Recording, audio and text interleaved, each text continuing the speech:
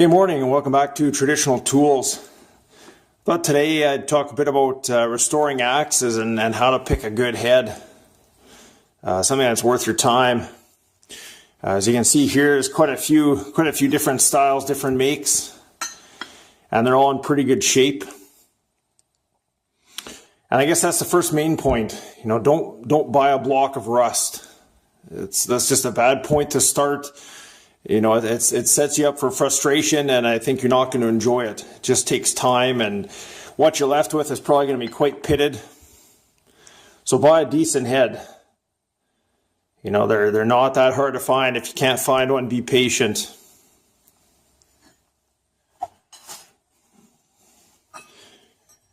And just move some of these. Okay, so next point. Buy something that's not all beat up. You can see the poles get mushroomed and bits get chipped. But overall, they're not too bad. Whereas some are just beat into oblivion. And again, they're going to take a lot of work. They're going to take a lot of time unless you have power tools to get them back to where they need to be.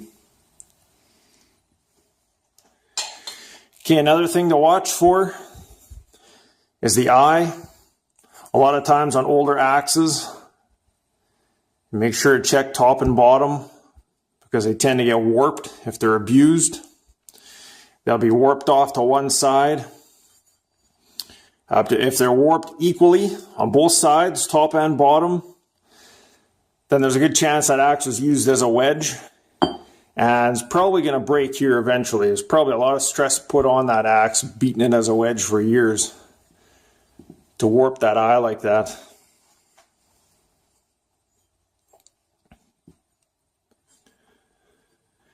Okay, and that's about it for, we'll say, Western style axes. Now, if you guys are looking to grab a collared axe, they're becoming more and more common on Etsy, eBay, things like that. These are a little bit different. They're generally older. So when you're looking at a good collared axe, these are made differently. These aren't drifted eyes. These are wrapped eyes. So this is all one piece with an inserted steel bit and then the pole welded on, forge welded on.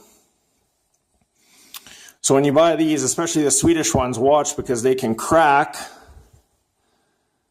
right up here. They can crack where the pole's welded on. And then also watch the collar. You want to buy one that's in good shape. If you buy a collared axe that's all beat up around the collar, you'll have a pretty tough time hanging it. And in the end, just end up frustrated.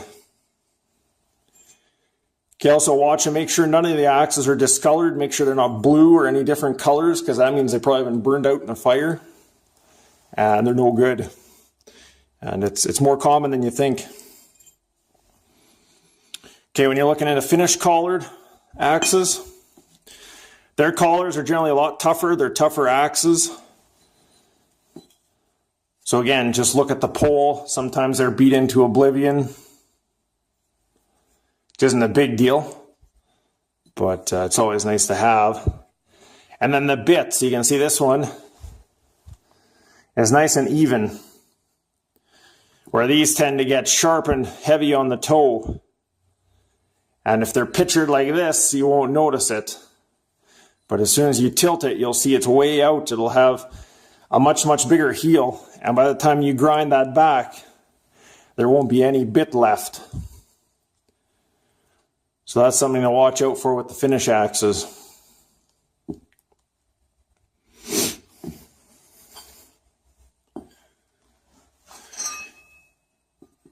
Okay, same thing here. This is a little British pattern.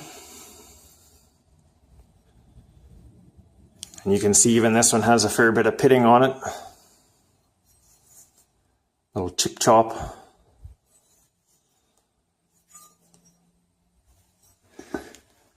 But look for something in good shape. Life's too short to be messing around with junk. There's lots of axes out there. Start with something decent and worry about trying to hang it on a handle. And I think you'll enjoy the process. I think you'll get more out of it. And in the end, you'll get a tool that you can use instead of one that's being used hard. Okay, those are just a few points. There's not a whole lot to it. Hope you enjoyed another quick little talk. There's lots of great steel out there still. You know, hit up flea markets and yard sales and see what you can find and bring a piece of history back to life.